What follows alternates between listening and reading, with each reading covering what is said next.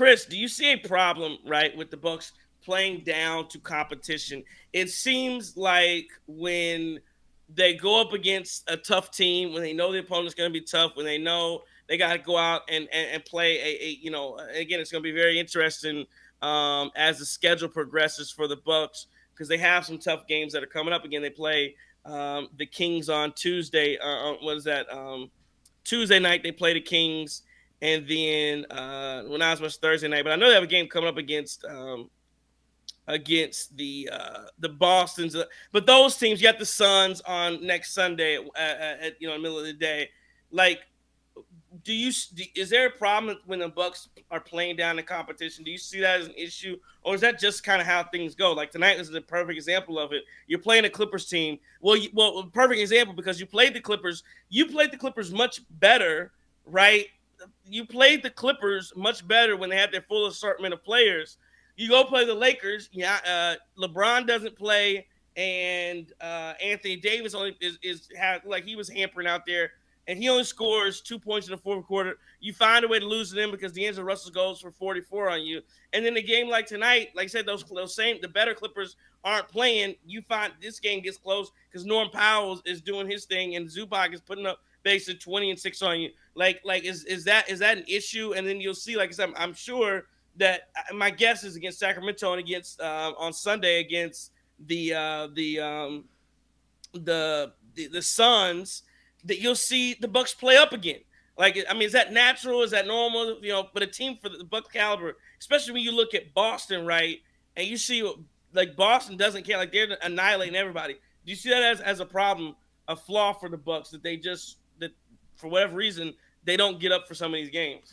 So I do have a little bit of concern regarding that just because of how much it's happened under Doc as well as how much it happened under Adrian Griffin. I don't know if it was just the effort level with Adrian Griffin or the buy-in with them, but they weren't able to put some of these teams away. And then Doc comes in right away and gives up massive lead against the Utah Jazz, loses late in the fourth quarter against the Trail Blazers, loses to the G League Memphis Grizzlies.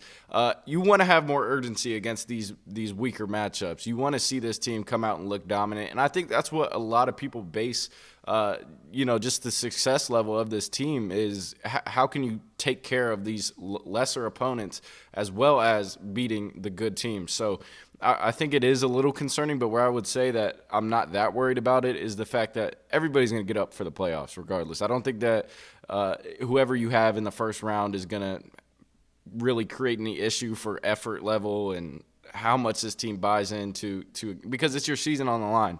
But where it is concerning is just how dominant this team looks in regular season. Because think about the way that they're losing some of these games is in like the final stretches and defensive lapses and guys just playing too selfish. Bobby Porter's tonight. Can we get rid of that push shot from about 20 feet away? That's wild, Bobby. But like stuff like that is just like we revert to the same mistakes that have pretty much hampered us throughout the season, and I think that's why you see us not be able to put away these bad teams. But I wouldn't say I'm that concerned in terms of like going to the playoffs and doing that, but it is just how dominant we've looked in the past in the regular season against some of these teams under Coach Bud. It just creates that expectation that this team should be better against teams that have guys out or are playing to a lesser caliber. Yeah, and I don't necessarily want to make a habit of that, but again, I don't mind getting into these clutch situations, late game situations.